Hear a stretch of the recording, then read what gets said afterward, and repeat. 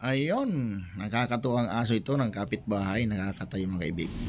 Ayun mga kaibig, at sa muli po, magkasama kami ni paring Jojo Alwasan. At dahil po may pupunta kami, may mga dapat ayusin. Pipintura kami ngayon. Kasi nga si Angelica at si Lolong ay naghahanap ng matutuluyan at mahirap ang doon lang sila natutulog sa kalsada, maulan at maarawan nandun lang sila. Siyempre wala naman silang kakayang umupa ng bahay. At yun, nagkukuha kami ni Paddy Arnold na re-renovate para maganda-ganda tingnan yung bahay. Diba Paddy, ayos mo na Paddy para lumipat sila, nagpinturado na. Oo.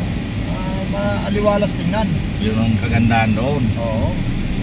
Alang-alang na lang sa mga anak nila. Oo. Galing na. Oo. Galing ka doon? Oo, natuwa nga ako sa anak ni Igor. Kahit Malnores, anak ni Angelica. Malnourished talaga yung bunso, no? Oo, pero masigla. Nadayaper ka lang, nakawalan damit. Oo. Pero masigla. Ayan mga kaibigan, ayan, muli po ang iyong lingkod, kaming dalawa ni paring Jojo.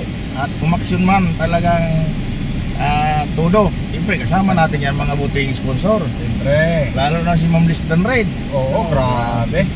Grabe kung magbigay ng todo. Siyempre sina Lady Blow Grace. Oo. At si Ma'am Gracio, si Ate Ron. Grabe, ang dami. Grabe, mahal. Ang dami pa sa atin nagmamahal.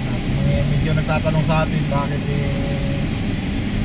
kung na tayo tumigil. Hindi naman tayo sa tumigil, bumibilo lang. Kasi nga halos wala na ang nanonood dito sa mga palaboy pag binablog siguro pinapanood ngayon yung mga diwata, mga gandang dilag, Maganda talaga, magandang Pilipina. Magandang Pilipina, dalagang Pilipina. Yun ang pinapanood ngayon. Yung mga nasa tuktok ng bukid. Oo. Kaya yan mga kaibig, ang ating pag-renovate ngayon sa bahay ni Tatay John. Pinturahan lang. Pinturahan lang.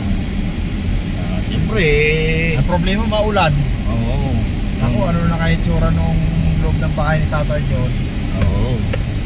So ganun pa man ay at least na gagawa natin na aksyon ng pagapade, yung lalo na yung mga sinasabi ni Ma'am Liz Danraid. May nabasa mo pa rin, may pangako na naman talaga si Ma'am Liz Danraid pag talagang nailipat doon. Si Angelica at ang kanyang mga anak. Mabait. Grabing bait. Pero supportive. tingnan natin kung kung talagang masunod yung sinasabi ni Ma'am Liz Danraid na mapalipat natin doon si Angelica. Basta tayo gumagawa ng way para sa ni yung kabuti rin. Oo. Ayan mga kaibigan, sa muli po at abangan nyo guys.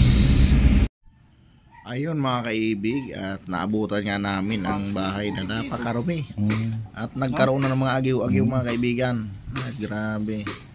So ang ginawa naman natin ay para malinis at muli natin pininturahan yan ang paligid. Nako, ito tambakan na ng may aso.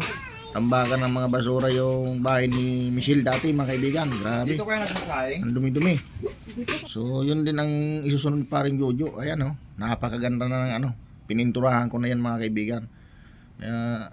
Malinis tingnan, maaliwala sa mata, gawa ng bagong pintura na naman ang bahay dati ni Tatay John na dating tinirahan ni Jasprit na yung Indiano mga kaibigan. So muli nga binuksan ni Paddy Jojo kasi nakalimutan pasok yung upuan, kaya binuksan ulit ni paring Jojo yan para ipasok yung upuan. Gawa na ngang pauwi na kami yan, at dahil po ay tapos na po yung pagpipintura namin ni paring Jojo Albasan.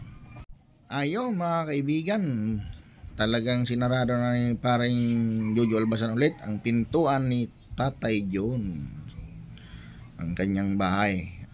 Uuwi nga po na kami Okay. Dito ko na lang sinanggas. Wala na nga. Ano ba kayo sa loob? Pinalayas kami ng kapatid ni Lolong, Si sir. Edison? Oh. Pangit ang ano ng kapatid niya, sir. Hindi magandang yung mag-asawa niya. Ayan guys, grabe palang inaabot ni na Ate Angelica doon kina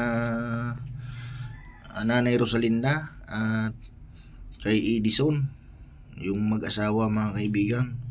At yun po, tabang kinukumbinsi ni paring Jojo Albasan, sana ay matupad yung gagawin ni Ma'am Liz Danred sa kanila. Pangit sila ugali, sir. Hindi maganda ugali sila, sir.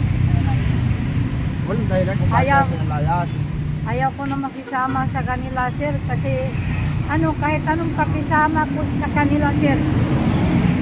Oh. Ganun pa rin yung mga ugali nila, sir. Kahit anong pakisama ko sa kanila, eh. Ako na nga nakikisama, sir, sa Nandiyan kanila. si Juan, si Edison. Opo. Tapos si Rosalinda. Oo. Ako na nga nakikisama sa kanila, sir. Wala, eh. Nalayas nila rin yung mga anak ko. Eh, inakot ko nila yung mga gamit. Mga gamit dito na kayo nagsasaing. Opo. Dito kami nagsasahin. Pumapasok, sir.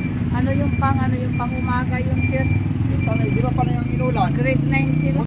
Ayun mga kaibig, habang nag-uusap sina paring Jojo Albasan at Ate Angelica, at kung talagang nais nilang lumipat mga kaibigan, ay kailangan sundin nila ang nais na mga protocol na gagawin ni paring Jojo Albasan at ni Ma'am Liz Danred. Ayun. Ng aso ni Ate Ima, oh. Ganyan pala yan Ate Ima. Ganyan pala yan, tumatayo. Tumatayo yan, Apir. Apir. Apir. Apir na. Hello. Siyaw na nili. Kumakamot sa mukha. Ang galing. Yan ni kuya ko, eh. Oh. Ano ni Muning? Yan, pumunta rito. Buhay na ano yan. Nakakatuwa. Nakakatuwa, oh. Bira ko lang makita ang ganyan yan. Hindi mo lang nakikita. Ganyan talaga. Ano.